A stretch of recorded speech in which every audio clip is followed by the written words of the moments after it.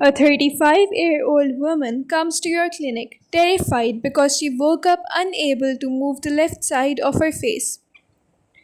3 days earlier, she had mild fever, fatigue, and a strange aching pain around her left ear.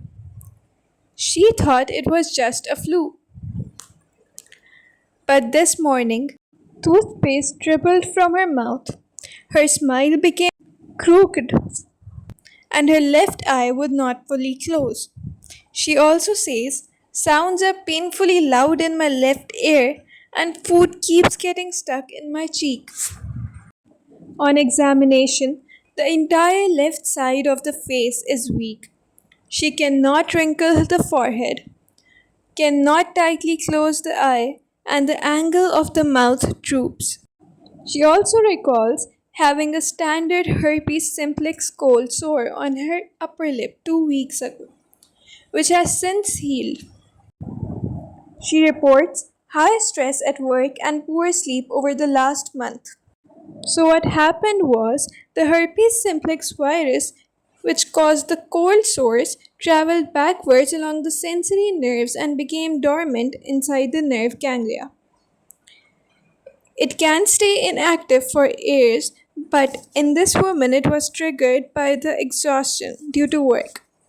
This reactivated the virus and caused inflammation of the cranial nerve 7, which caused swelling of the facial nerve, and then this nerve pressed against the bony facial canal.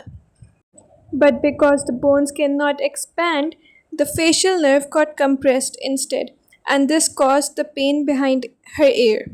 The compression causes axonal degeneration and ischemia because of the compression of the artery supplying the facial nerve.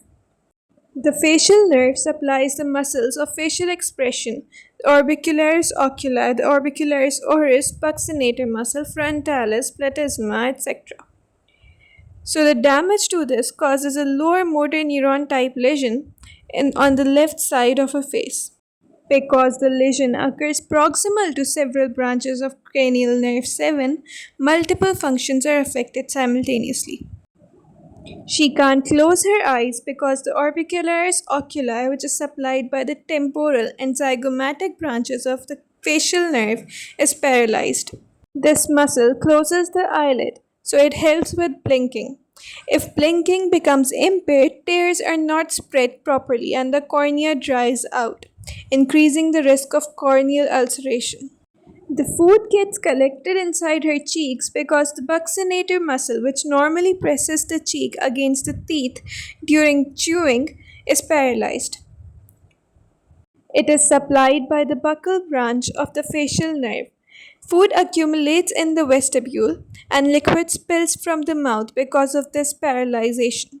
Her mouth is drooping because muscles like zygomaticus, levator labii, orbicularis oris maintain the facial symmetry. But paralysis of these causes the normal side to pull more strongly, causing a facial asymmetry. Sounds are painfully loud for her because the nerve to stapedius is damaged and the stapedius muscle gets paralyzed. The nerve to stapedius is an intrapetrous motor branch which branches off right before the facial nerve exits the stylomastoid foramen in the middle ear cavity. Her taste is lost from the anterior two-thirds of the tongue because the chordae tympani, which is a branch of the cranial nerve 7, shown in this picture, also gets affected. The special sensory nerves carrying taste travel via the lingual nerve and join the chordae tympani, which goes towards the brain stem. Similarly, the parasympathetic fibers traveling in the chordae tympani join the lingual nerve, and then these preganglionic parasympathetic fibers synapse at the submandibular ganglia and then become the postganglionic parasympathetic fibers which supply the sublingual and submandibular glands via the lingual nerve. In Bell's palsy, the salivary secretion is also decreased because of the damage to chordae tympani. Tearing is also reduced in this patient because the greater petrosal nerve, which branches off of the facial nerve and then travels to the pterygopalatine ganglia where it synapses and gives the fibers to the zygomatic branch of the maxillary nerve, which then send a communicating branch to the lacrimal nerve, a branch of the ophthalmic division of the trigeminal nerve, which eventually supplies the lacrimal gland. So, Bell's palsy is a lower motor neuron type lesion. But what will happen if there is an upper motor neuron lesion in the facial nerve pathway?